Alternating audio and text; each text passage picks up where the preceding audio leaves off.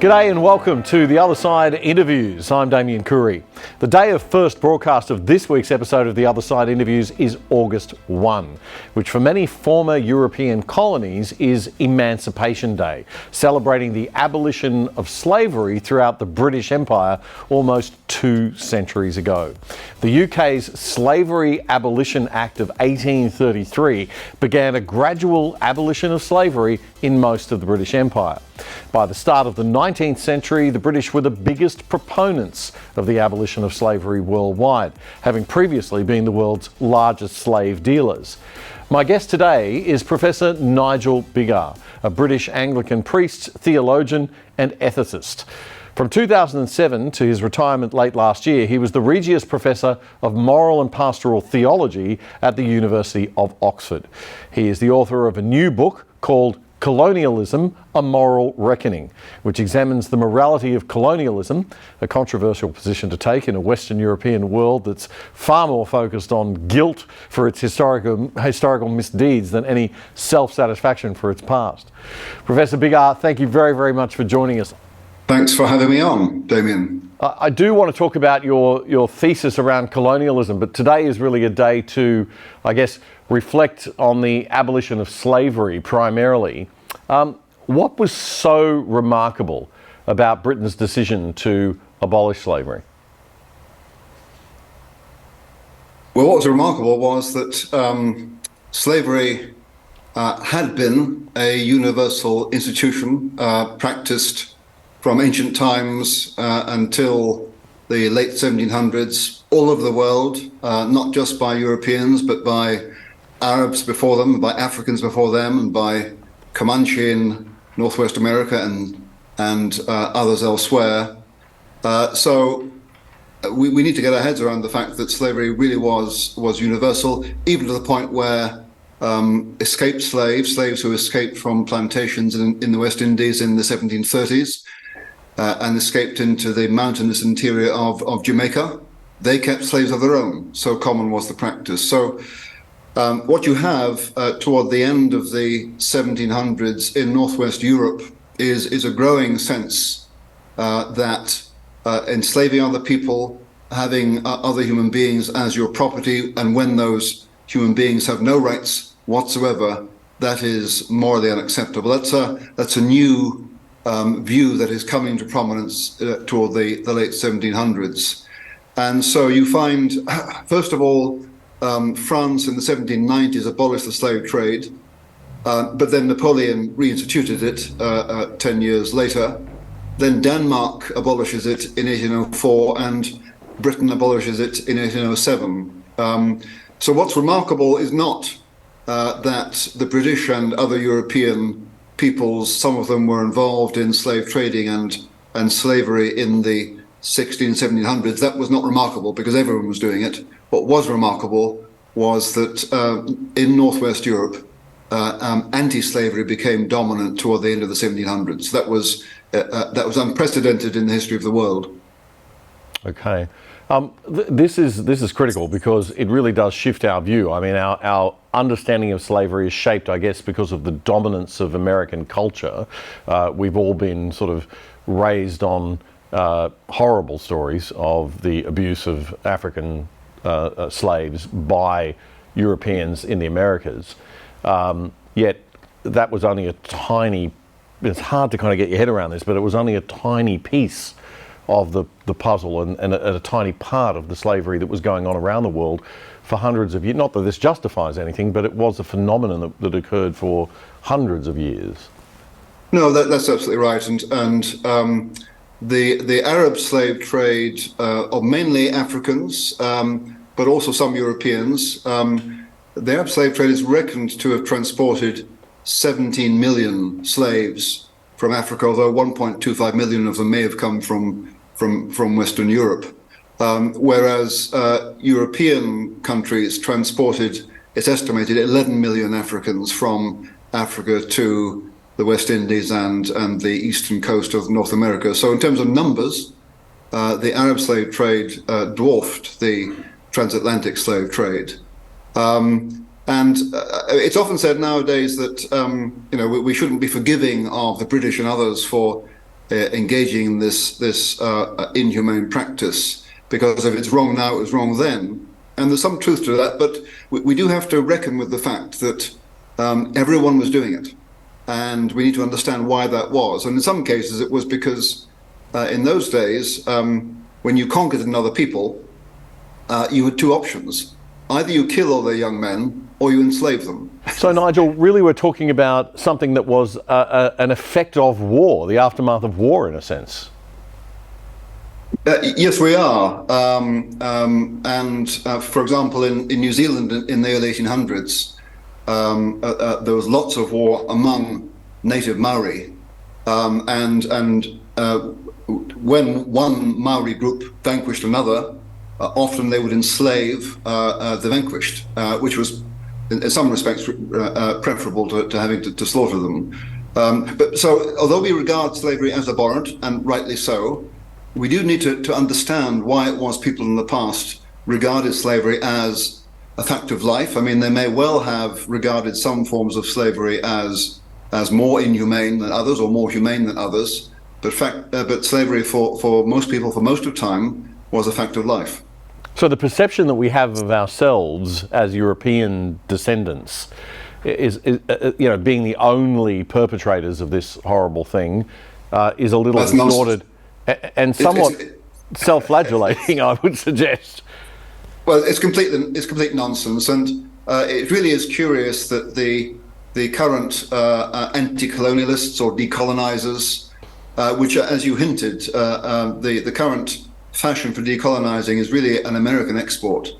This obsession with British and European involvement in slavery and enslavement is completely irrational, because, as I say, everyone was doing it. Certainly, lots of people with non-white skins were into slavery, not least Africans.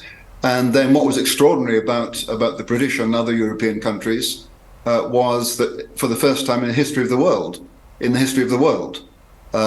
they abolished first the trade and then the institution. So the obsessive interest of the decolonizers in European slavery is not historically sensible. It may make political sense if you were trying to emphasize just how racist white people are, but it makes no historical sense. You've talked about the Middle East and the Arab slave trade outstripping the numbers in terms of the number of Africans that they abused and exported. In Asia, what was going on? Do you know much about the Asian region? Not so much, but there was slavery in India that the East India Company eventually abolished. I mean, the British were often slightly nervous about interfering in local custom, because in most parts of the world, certainly India, the British were heavily outnumbered by native Indians, and if you start to interfere with local custom, however abhorrent you find them, whether it's slavery or the self-immolation of Indian widows or the killing of female infants, no matter how abhorrent, if you start to interfere, you risk provoking a reaction, and then if you are running government, you have to deal with the reaction, which is often violent. So the British were quite cautious, but eventually they did abolish slavery within the territories ruled by the East India Company. And in those days, the East India Company didn't just rule parts of India, it also came to rule parts of other parts of Southeast Asia. And so you'll find slavery being abolished in what's now, I think, Indonesia. And as I indicated earlier, Maori were in the habit of enslaving vanquished Maori and sometimes cannibalizing them in the early 1800s. And they stopped that practice largely due to Maori Christian evangelists. So some Maori became Christianized because of British influence, and then proceeded to persuade their fellow Maori to stop enslaving and cannibalizing other Maori. I want to come to that in a moment, the impact of Christianity on this, because it is something worth talking about, regardless of your religious belief or background. But before we do, just in terms of the European colonizers, how did Britain stack up against Spain, against France, against the Dutch in terms of moves to abolish slavery? Well, in terms of involvement, the Portuguese were the main European enslavers. I think the British, from about 1660 to 1870, are reckoned to have been responsible for trading about 26% of the European total. That's about 3.3 million. But in terms of the abolition of the trade and of the institution, as I said, the British weren't the first to abolish the trade. The French originally, but then, as I say, Napoleon reversed that. The Danes were next. But the British were distinctive in that, unlike the Danes, the British moved earlier to abolish not just the trading in slaves, but also the institution of slavery throughout the British Empire. That was in 1833. It took the Danes longer to do that. And then after the Napoleonic Wars were won in 1815, Britain was then the preeminent European power and the preeminent imperial power, and it devoted its imperial power to putting pressure on the likes of Brazil and other European countries and the United States to stop trading slaves. So that in the 1820s and 30s, the Slave Trade Department was the largest unit in the British Foreign Office, and in the around 1830, 1840, about 13% of the total manpower of the Royal Navy was devoted to stopping slave trading between West Africa and Brazil off the coast of West Africa. Brazil being a Portuguese colony, of course, at that time. Absolutely. Right? So why Portugal? Why was Portugal so slave-friendly, so to speak? Well, they were the first European country to get involved in slave trading in the 1440s because, if I remember rightly, they needed labor for plantations in the, which were, there was a certain set of isles. I'm not sure which set of isles they were, but the Portuguese had plantations on isles, I think, in the Atlantic, and they needed labor for them, and they discovered that they could get labor by transporting Africans from West Africa to their slave plantations. So the Portuguese were first off the mark, but I think every European nation that was involved in overseas activity, Spain, Portugal, the Netherlands. The Netherlands certainly were involved in slave trading and enslavement in Indonesia and Java, and that's why slaves ended up in South Africa, because the Dutch transported slaves from Indonesia to South Africa. Wow. Okay. Which is where the British found them when the British took over South Africa in the early 1800s. Right.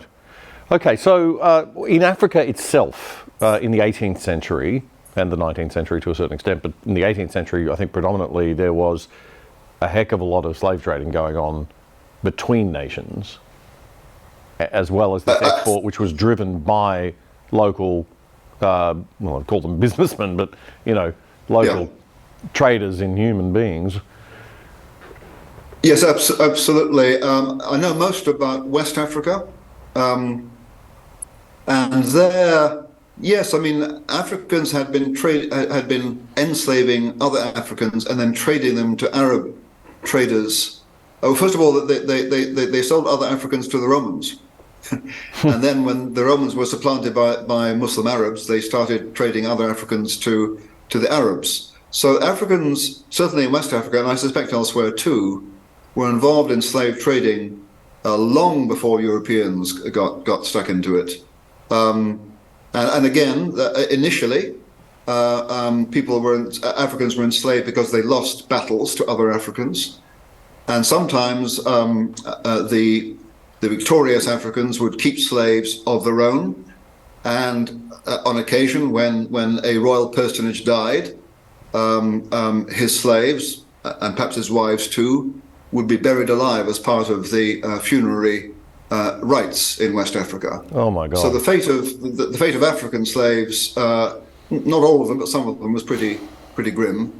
So this was going on long before Europeans got involved in slave trading, but it's something you won't hear much about in the current controversy because it's politically inconvenient. Yes. Now, you mentioned the cost to the Navy, the amount that Britain actually put into this. I think the Act was passed in 1834. It was incremental. It was fully enforced across the British Empire by about 1838. But the policing of slavery outside of the British Empire, that cost a lot of money, and it went on for quite some time. So the British really did make a contribution to the world in this regard that was very significant. Certainly in the UK at the moment, the phrase colonialism and slavery has become a widely used one, implying, of course, that British colonialism was identical with slavery. I don't know how it is in Australia, but that phrase has often been used here. Whereas that simply doesn't hold, because for the second half of the British Empire's life, from 1807 onwards, the empire used its imperial power to suppress slave trading and slavery from Brazil across the Atlantic, across Africa, across the Middle East, across India, as far as Indonesia, Malaya, and New Zealand. And it carried on doing that well into the 20th century. So this was a major humanitarian policy, and it was pursued for a century and a half. So yes, it cost. I mentioned it cost a lot of attention from the Royal Navy, 13% of the total manpower manning just the West Africa station, to suppress the Atlantic slave trade. In terms of other costs, there are a couple of American political scientists, Robert Pape and Chaim Kaufman, who estimated that Britain spent 1.8% of gross national income suppressing the Atlantic slave trade alone for about 50, 60 years, between 1807 and 1867. And just before I came on your program, I wanted to check and see how much you in Australia spend on your defence. And I observed, unless I was mistaken, that in the current year, 2022 to 23, you spent 1.93% of your GDP on defence. So they're the British, for 50 years at least, were spending just short of what you were spending the whole of your defence on the suppression of slavery worldwide. Wow, that is an extraordinary humanitarian effort, which brings me to the next question. I want to talk about the impact of Judeo-Christian ethics here. We're often criticised for talking about Judeo-Christian ethics as if they don't mean anything, that they're just an extension of prior ethics that existed, or a sense of morality that was universal and timeless. But you would argue that's not the case, that Judeo-Christian ethics, in fact, were significantly different in a sense and contributed to this ceasing of the slave trade. Yeah, there's no doubt about that whatsoever, because one has to ask oneself, why was it that the idea that slavery was morally unacceptable came to dominate in Northwest Europe? Now, there were two strands. One was, as it were, Enlightenment. So you have some French philosophers like Montesquieu, who argues that slavery is morally unacceptable, mainly because of how it corrupts the slaver, which is not how we look at it. Okay. But there was that element. Well, they might have been appealing to self-interest with that strategy, Nigel. Yeah, well, yeah. I mean, it's one way of seeing it. And there's no doubt that enslaving other people probably doesn't do your moral character much good. No. But that's not the main reason we tend nowadays to object to it. No. But the other cultural factor fueling the abolition movement in the late 1700s was Christian. It was a nonconformist Christian, a Quaker. The Quakers were an important force there, and then Methodists and evangelical Anglicans in England. So in 1774, John Wesley, the Anglican priest, founder of Methodism, published a treatise called A Treatise on Slavery, And the preface of the book contains a quotation from the 4th chapter of the book of Genesis in the Old Testament in the Hebrew Scriptures, the 10th verse, where Cain is crying to God, am I my brother's keeper? Right. Am I my brother's keeper? The answer is, the implication is, yes, you are. And the wider implication is, white men, Britons, are the keeper of their African brothers, both Briton and African being equal in worth in the sight of the one God. And it was evangelical Christians who were at the heart of the campaign to abolish, first of all, the slave trade and then slavery. And in Australia, you'll be aware, I think, this concern for the plight of natives or Aborigines was quite strong in the early 1800s. Colonial governors and officials observed the unhappy impact of European settlement on native peoples in Tasmania and Australia and New Zealand.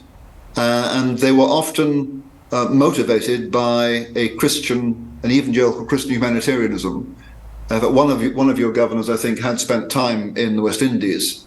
I think it was Governor Arthur of Tasmania, and he described himself as being a perfect abolitionist. And when he came to Tasmania, his concern for native peoples persisted. So evangelical Christianity can take a lot of credit for the rising humanitarian concern in the British Empire at the turn of the early 1800s. And do you think that this is uniquely different to, I mean, an atheist might say, well, it's typical for a Christian or a Jew to say that Judeo-Christian ethics were behind all of this, but in actual fact it was a universal sense of morality. Would you agree with that position or disagree with that position, and why? Okay, so let's go back a bit and let's go back to the New Testament, where you have a letter addressed by St. Paul to a slave owner, Philemon. And what's happened is that Philemon's slave Onesimus, possibly responding to Paul's Christian gospel of Christian liberty in Christ, Onesimus has run away from his master and run to Paul. Now, what Paul does is he actually sends Onesimus back to his master. So Paul doesn't challenge the institution of slavery up front. But what he writes to Philemon is this. He says, okay, I'm sending you back, Onesimus, your slave, and I expect you to receive your runaway slave as a beloved brother. Now, my reading of that is, okay, Paul is simply a Jew on the margins of the Roman Empire. He doesn't presume to tackle the institution of slavery, which is all around him, but as it were, by enjoining this Christian slave owner to receive back not just a slave, but a runaway slave as a beloved brother, what Paul is actually pushing for is revolution from within. Because when slave owners treat runaway slaves as beloved brothers, nothing much will remain of slavery. But yes, it took centuries before Europeans decided that slavery was unacceptable. Although I should say that slavery, although it had existed in England and in Northwest Europe, had become, it had lost any legal status in France and England by the late medieval period. So during the time when some Britons were involved in enslaving Africans, slavery itself had no status within England. And one reason, I think, why it took a long time for Britons to repudiate slavery was because the enslaving of Africans and the slave plantations were a long, long way from England. So a lot of people knew nothing about it. But when they did come to know about it, they found it abhorrent. But to go back to your question, Damien, about Christianity here, what I'm saying is I think a case can be made that in some of the fundamental principles of Christianity, you can see the seeds of a critique of slavery, and you see it beginning in the first century with St. Paul, and then in a Christianized culture in Northwest Europe.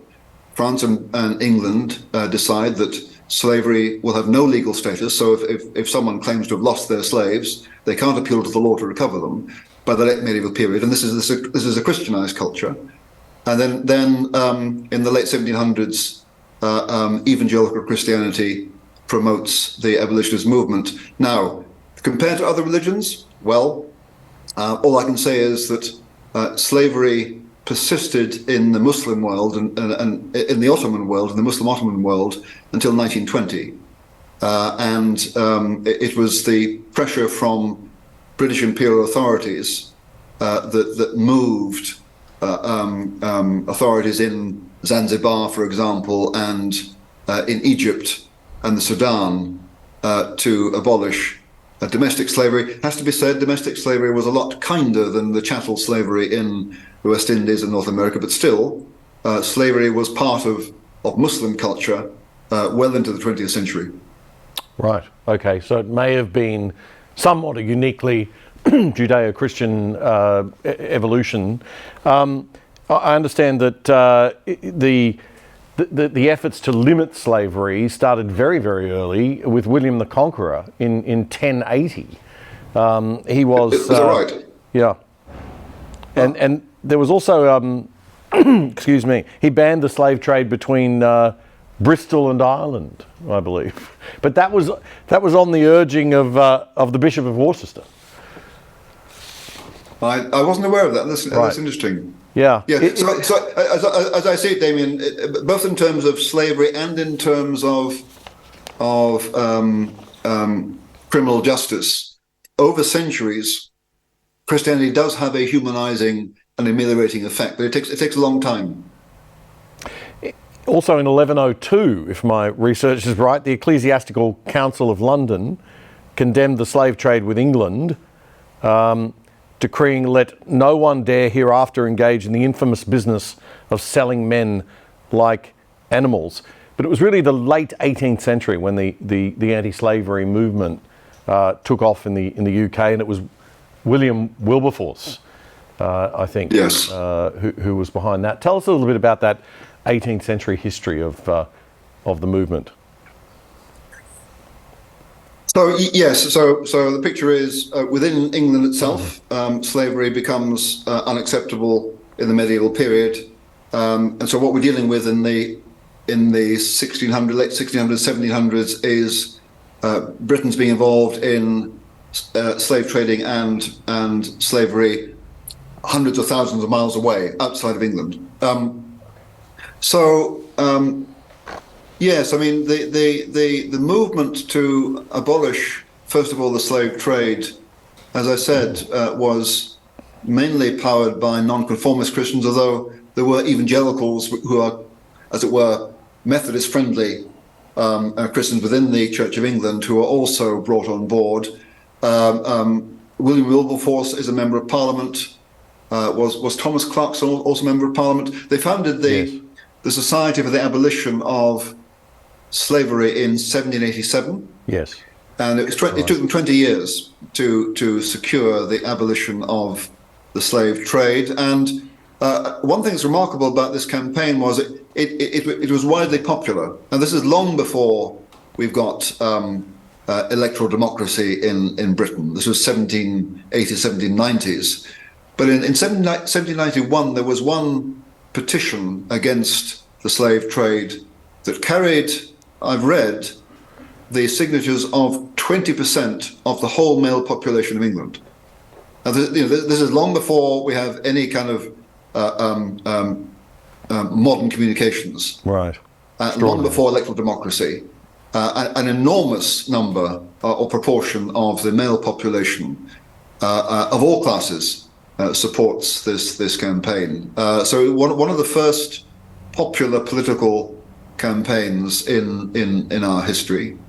And then after the trade was stopped, there were no further moves for a while to abolish the institution of slavery, because the abolitionists, and this includes both white abolitionists like Wilberforce, but also black abolitionists like Olaudah Equiano, because there were freed slaves who were active in the campaign in England to abolish slavery.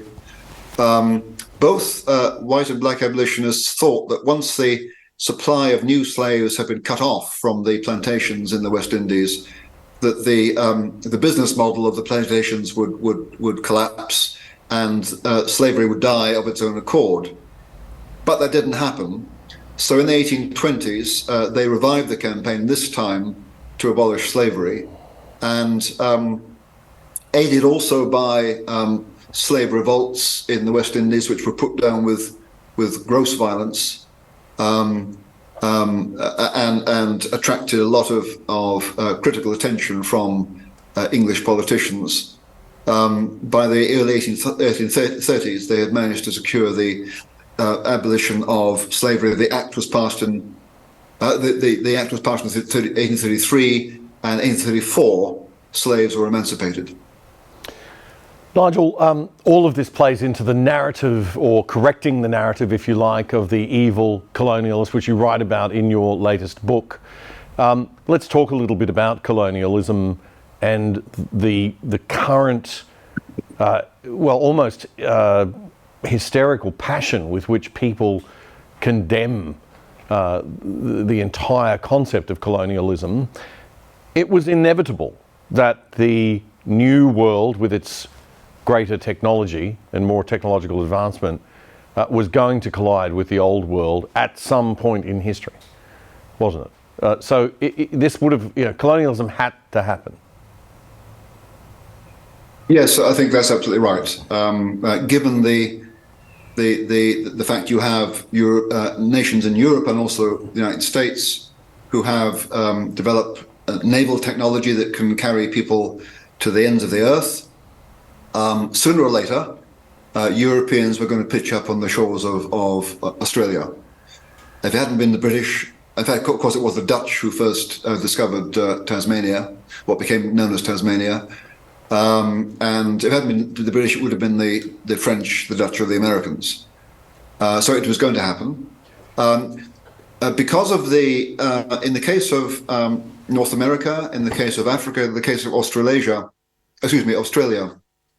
not quite so much New Zealand, and not so much in India, because of the vast cultural gap, simply in terms of technology and in terms of science, between the British and the Aboriginals in Australia, or Native Americans in North America. The encounter between when there was this collision between Britons and Aboriginals, it was going to be brutal for the Aboriginals because the power was so asymmetric. But let's be clear here. I mean, when Europeans migrated to North America, or when they landed on the shores of Australia, they weren't looking for trouble. They were, some of them, looking for a better life. Crossing the Atlantic, you've got Scots and Irish who are fleeing famine back in the British Isles, looking for a better life in North America. You've also got religious dissidents in the 1600s fleeing what they found to be an oppressive religious establishment in England. In Australia, of course, you've got convicts who are released, and then they want to build better lives by settling and farming. So these people, they were looking for better lives in the same way that migrants nowadays try and cross the Channel, the English Channel, in small boats to enter England illegally, and were trying to enter Australia by crossing the seas illegally. People wanted a better life. So that was the motive for the mass migration of Europeans, mainly to North America, and eventually Australia and New Zealand, and somewhat to Africa. Africa wasn't so attractive because Europeans tended to fall prey to disease there. Now, your views are controversial in this modern climate of this neo-Marxist woke identity politics, postmodernism, whatever you want to call it. But we live in this world of, as I said before, it's kind of a self-flagellation against our own culture as descendants of Europeans, although we all have histories and ancestors that suffered some horrific injustices, I'm sure, if we go looking for it. Yes, we do. Yeah, we do. This book nearly didn't get published, your latest book. I think your original publisher rejected it in the end. Why was that, Nigel? So the story is, Damien, I was contracted to write this book by Bloomsbury Publishing in, when was it? I think April 2018. Late 2020, the deadline for submission was 31st of December 2020. I submitted the manuscript at 3 o'clock that afternoon. Early January 21, my commissioning editor reads the manuscript, writes to me. He says he was speechless with admiration for the comprehensiveness of the book and its rigor. He said twice it was an important book, and he predicted sales of up to 20,000 copies. The book then goes into the copy editing process. They produce a cover for it. And then in March 21, I got an email from the top of Bloomsbury announcing that they were, quote, postponing publication indefinitely because a public feeling is unfavorable. And I was devastated because I had no alternative publisher at that point. Okay. Now, this is extraordinary to me. This is the most serious thing of all. That we can't have a debate about historical fact, that we can't talk about these things because they don't fit some kind of woke narrative. I think that's particularly disturbing. No, I agree, and of course I was depressed for a while personally, because I'd written this damn book and it wasn't going to get published. But much more depressing was the thought that we in Britain had come to the place where a book addressing a hot button political topic that I thought was a pretty strong book. My commissioning editor says he was speechless with admiration for it, thought it was an important book, and it was going to be commercially successful, going to sell 20,000 copies, going to make money for Bloomsbury, that this wouldn't get published just because, this is what I heard from the inside, I heard that younger woke staff at Bloomsbury had spooked senior management by saying that they couldn't possibly work on a book that was so offensive to them. And for some mysterious reason, senior management caved in and decided to suspend publication of the book. Now, since then, Damien, just to complete the story, HarperCollins, William Collins, gave me a contract in August 21 to publish the book. They brought it out, thank goodness, in the UK in February. And just before the book was published in the UK in February, I handed over my email correspondence with Bloomsbury to a journalist at the London Times, and he published an article on this issue of cancellation by Bloomsbury. Bloomsbury responded by saying that they hadn't cancelled publication because of woke agitation within their ranks. It was because Professor Biggar had opted to go elsewhere. I won't go into detail. I can just say that, from my point of view, that's deeply disingenuous. And the best explanation I've had to date is that it was younger woke staff who were protesting. Wow. Well, and one thing for young people to... Sorry, go ahead. Sorry? Go ahead. The good news is not only as of 6 months after publication in the UK, the book has sold just under 36,000 copies. So it's almost double what my commissioning editor at Bloomsbury predicted. And I've had it reported to me that Bloomsbury now regret their decision, which I'm pleased to hear. Well, Bloomsbury ought to regret their decision. Mainly because I think publishers need to know that if they do this kind of thing, they will be embarrassed, and they might also lose money. Well, Nigel, I think corporations generally need to know that this woke thing that's happening, we're hearing from the younger staff members who in my day would have been told to settle down and would have been parented appropriately by the older generations to take a breath. These days we seem reluctant to tell younger staff, no, I'm sorry, you're inexperienced, you're not experienced enough to have these opinions. and we know better than you. I mean, that is almost an unacceptable thing to say to somebody in their 20s in 2023, but I think we need to be saying it a lot more, and we're abdicating our responsibility as adults and parents of our society when we don't do that. I hope the Bloomsbury example is a model to other corporations, and Bloomsbury has some serious thinking about its own management style. But HarperCollins picked the book up, correct? They did. Right. And so you got the 36,000. The non-fiction imprint of HarperCollins have brought it out. Okay. Now you've sold 36,000 copies in the UK. Worldwide to date. The book came out in the UK on the 2nd of February. It's only been out in the US and Canada for since about the 5th of May, so about 3 months. Okay, Colonialism, A Moral Reckoning is the name of the book. The thesis of the book, we get back to that, Nigel, the idea that there is a moral story, a positive moral story to colonialism that we need to be considering as we sort of beat ourselves up about the negatives. Of course, Britain was not the only colonising nation. Similar to the slave trade, everybody was involved in this in Europe. It was a clash of technologies, as we've already discussed. But what was good about colonialism? Yeah, so in conclusion to my book, I draw up a list of evils and goods, and we've talked about slavery. So, contrary to what some people have said, my book is not a whitewash, because I'm absolutely clear about evils such as slavery, in which some Britons were involved, and there's a list of other evils I mention in the conclusion.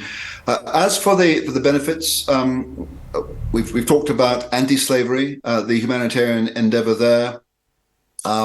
We haven't talked about the creation of stable government, stable institutions, the rule of law. So, for example, in the 1950s and 60s, several million Chinese fled mainland China, which was then involved in civil war, I think, fled into the British colony of Hong Kong, which was not democratic, but it had stable institutions, it had a free press, and it had the rule of law. And compared to what was on offer to these Chinese people at that time, Hong Kong offered the conditions for human flourishing that were much better than what was available in mainland China. So rule of law, of course, and in India and also in Africa, the colonial civil service had a reputation for not only high competence, but also extraordinary integrity. In India, at its height, there were no more than 1,200 members of the Indian civil service, 1,200 British members, ruling a subcontinent of hundreds of millions. And they are widely reckoned to have been exemplary government officials. So, and although we can all mock bureaucrats, but having a bureaucracy that is competent and whose members are not corrupt is a very precious thing, and lots of countries in the world don't have it. No. And I could also mention, there are lots of things I could mention, and if you want to, there's a whole list of good things that the British Empire did, but let's just talk about the fact that your country, Australia, is one of the most prosperous and liberal countries now on earth. So is Canada. So is New Zealand. And in fact, I read to my surprise that Australia was one of the most prosperous countries on earth long before the end of the 19th century. So all Australians, Aboriginal or European or Asian, are now beneficiaries of what British colonialists built in Australia over the last 200 years. Despite our best efforts to destroy it, we do remain rather wealthy, I must say. Look, my viewers know that I lived in Hong Kong for nearly 2 decades, and I guess that's where my thinking in politics changed.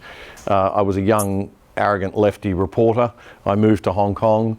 I travelled the Asia-Pacific region and I started to notice the countries that were functional were the former British colonies, and the countries that were dysfunctional were not. And there was a distinct clarity about that for me. That's really interesting. And then I looked at Hong Kong, of course, and then compared it to mainland China. The history of Hong Kong being very interesting, that of course it was Canton that was the main trading centre. Now the city's called Guangzhou, but it's a city that's larger than Hong Kong in the south of China. There was a revolution against the European dominance that was occurring in the business arena in that period, and Hong Kong in the 19th century, mid-1800s was established in a sense. It was a fishing village, and then it was established as a city by the British. So it was never a Chinese city. It was a British city in China, in a sense, I guess, geographically. But it was very much a British place, and you could see, perhaps more than anywhere else in the world, the difference between an efficiently well-run state and bureaucracy, as opposed to some of what we saw going on in China under the Communist Party. Now, of course, all of that has changed, somewhat sadly, I guess, and Yes. you know, things are very different. But it really is a clear demonstration of the positives that came out of Britain in terms of rule of law, of systems and processes, of civil management, I guess. What was it that made Britain so unique in this fashion in that period of history and to today?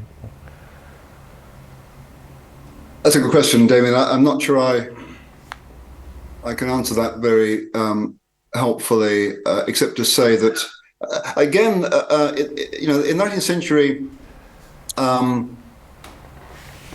Victorians thought of their time as the age of improvement, and a lot of the improvement was humanitarian. I mean, abolition of slavery, the Society for the Protection of Aboriginal Peoples was created in 1837.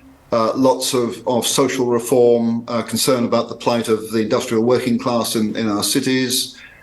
And then in the 1870s, the idea that people should be appointed to the civil service or into the military, not because of patronage, not because of their class, or not because they can buy their way in, but because of merit.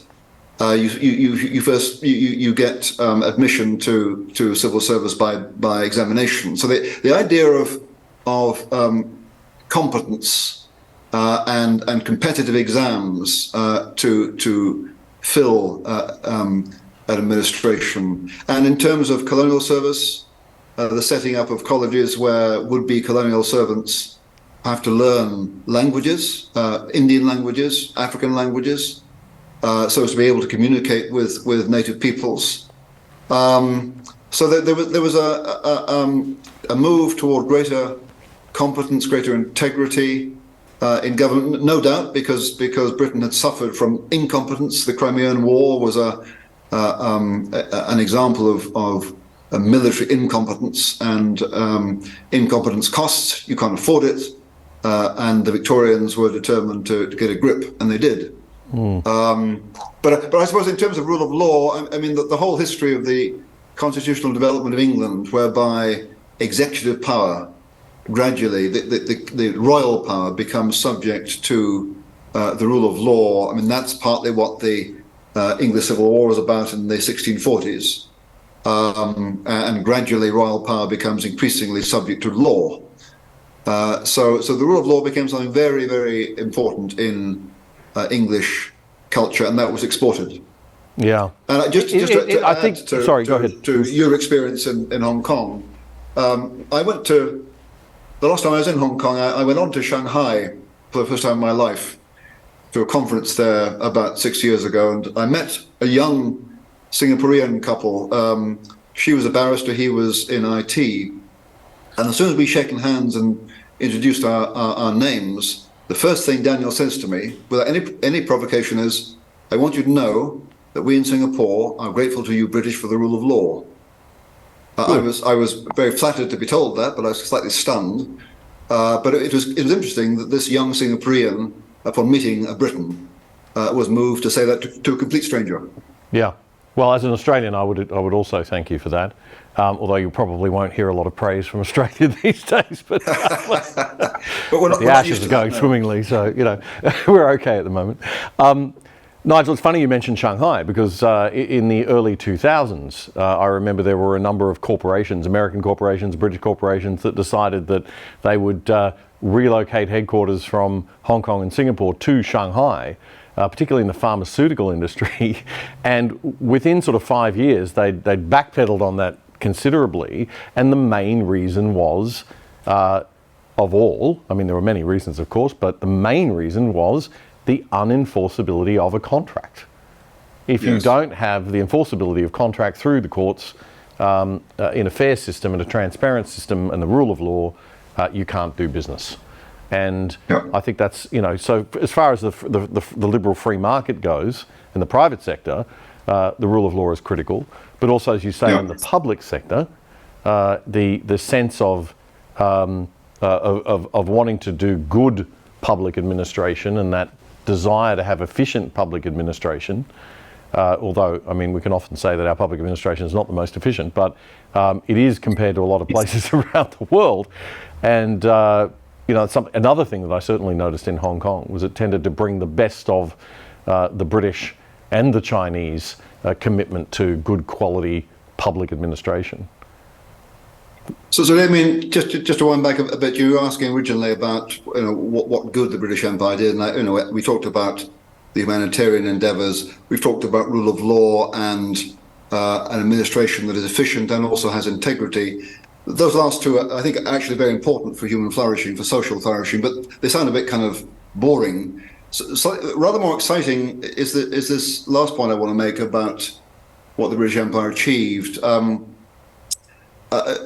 Let's be clear here. I mean, the empire contained bad things as well as good till its end. But I do think it says a lot that is positive about the British Empire, that in 1939, thanks to Winston Churchill, Britain, supported by Canada, Australia, New Zealand, and South Africa, and India, chose to go to war against Adolf Hitler and against the massively murderous racist regime in Berlin. And between May 1940, when France fell, and June 41, when the Germans unwisely invaded Russia, the British Empire offered the only military resistance to Nazism, with the sole exception of Greece. And that's the reason why if you go to El Alamein in North Africa, as I have done, and visit the Commonwealth war grave there, you will find the graves of lots of Australians. Yes. And if you go to Sicily, and if you find yourself on the southwest slopes of Mount Etna, and you come across the Canadian cemetery there, you will find in that cemetery a headstone to a young Canadian from the prairies somewhere. Was it Winnipeg or Regina? And his epitaph is very laconic and simple. It is anti-fascist. And it was the British Empire that brought young Australians and young Canadians and young New Zealanders and South Africans and Indians to Europe to oppose the massively murderous racist regime of Adolf Hitler. And that, I think, has to say something good about what, in the end, the empire was committed to. Yes. And it's interesting that in the modern world, the term anti-fascist is used by the fascists and the term anti-racism is used by racists. Nigel, what is your message to young people in Australia and abroad who might be watching right now about the way that they're being taught now, what they're being taught now? What is your message to them about finding out more and thinking more broadly? Well, one thing is let's have the whole truth. By all means, let's open our eyes to the bad things that were done. But let not the bad things obscure the good things that were attempted and were achieved. So let's have the whole story, good and bad. And secondly, let's use our historical imaginations. I mean, we in 21st century Britain and Australia, we live in societies and we live at a time where we enjoy unprecedented health, wealth, and security. In the past, life was a lot less secure than it is now, and people behaved in very different ways. And if we're going to understand the past, we really have to get out of our own shoes and imagine ourselves into very different circumstances. So, for example, we need to understand why it was that for so long people were involved in slave trading, not just Britons, all over the world. The past was really different, and we need to come to terms with that before we try and judge it. Otherwise, we judge it in a moralistic, inappropriate fashion. I guess the third thing I'd say is that we all agree that racism is bad. We all agree that unjust disadvantage suffered by different social groups, sometimes ethnic minorities, sometimes other groups, is bad, and that needs to be addressed. But we don't address them by denigrating the past and by telling a wholly negative story about the past. Partly because we rob ourselves of the hope we can glean by observing that, for example, certain people committed themselves to abolishing slavery, and between 1787 and 1833, it took them 50 years to do it. But they did it. So there are examples in the past of committed, sustained humanitarian endeavour that took place in the British Empire and used imperial power for humanitarian purposes. So let's draw encouragement and hope from those examples. Let's not erase those. Exactly. If we're going to have truth telling, it needs to be the whole truth that we're actually telling. Amen. We spoke about the publishing world. I just want to talk a little about academia. You've had challenges at Oxford as well, despite your esteem with which you're held in that place and the senior position you had and the organisation that you set up. Within that, I think it's called, forgive me for forgetting, the Ethics... Ethics and Empire Project. Yes, Ethics and Empire Project. Now, yes. There was a letter written by, an extraordinary list of senior academics from Oxford condemning that initiative. What is going on in academia, Nigel? Well, it's the same that's going on in other institutions as well. I mean, disappointingly, lots of academics, when it comes to fashionable political views, such as Black Lives Matter or decolonization, disappointingly, lots of academics are very uncritical, partly because, out of ignorance, because most academics in Britain, certainly, and probably in Australia too, most know nothing about the history of the British Empire or colonialism. What they do know is that they might risk their reputations and their careers if they attract accusations of being racist. And for someone like me to stand up and say, merely to stand up and say that the British Empire wasn't all bad and white people sometimes try to do good things to non-white people, that attracts the accusation of racism. It's absolutely crazy. There's no justification for it at all. But a lot of people are extremely shy of the possibility of attracting any such accusation. And so academics, I'm afraid, often behave like sheep and allow woke nonsense to gain traction. Because of fear of losing their jobs, and you get the groupthink and everything. It's whitewashing. Yeah. It is not whitewashing, I should say, to look at the positives as well as the negatives. It's only whitewashing if you only look at the positives. Today, we've only looked at the positives in the interview because this show is called The Other Side, and there's plenty of content out there already about the negatives. So we're just trying to balance things a little bit. So we're not intending to whitewash here either, I should point out. But look, Sure. Nigel, we are out of time. It's been terrific having this conversation with you and talking to you and meeting you. And best of luck with the book. It's called Colonialism, A Moral Reckoning, available in all the usual places and digitally, I assume, as well. Yes. Okay, so let's hope let's hope it breaks all records, and Bloomsbury are really sorry for for passing it up. Damien, thanks a lot for this conversation. I really enjoyed it. My pleasure. Thank you. So that was Professor Nigel Biggar from formerly of Oxford University joining us there on the Other Side interviews this week. And don't forget to watch the show on our independent ADH TV platform if you're not already watching it there. It is totally free and you don't even have to sign in if you don't want to. It's a lot easier than you think.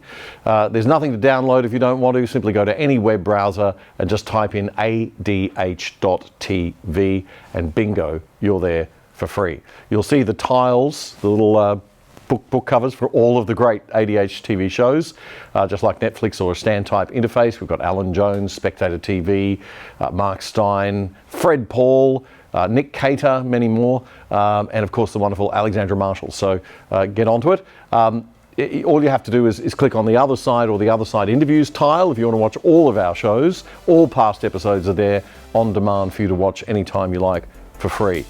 We have two different programs, The Other Side on Friday nights and The Other Side Interviews on Tuesday nights, and they have their own tiles separately on the ADH platform. New episodes of our news show, The Other Side Australia, streamed Friday nights at 8 p.m. First up, but it's there all the time for you after that for the weekend. And The Other Side Interviews first streams on Tuesday nights at 6. Now, if you want to get really snazzy, you can download the ADH TV app from Google Play or the Apple App Store on your phone or smart device, or even better, download the app on your smart TV and put it on the homepage on your TV once and for all, and you'll always have it at the press of a button. Simple. Did I mention it's totally free? Just a couple of ads to watch to help us pay the bills. So thank you for supporting alternative media, and we'll see you next time.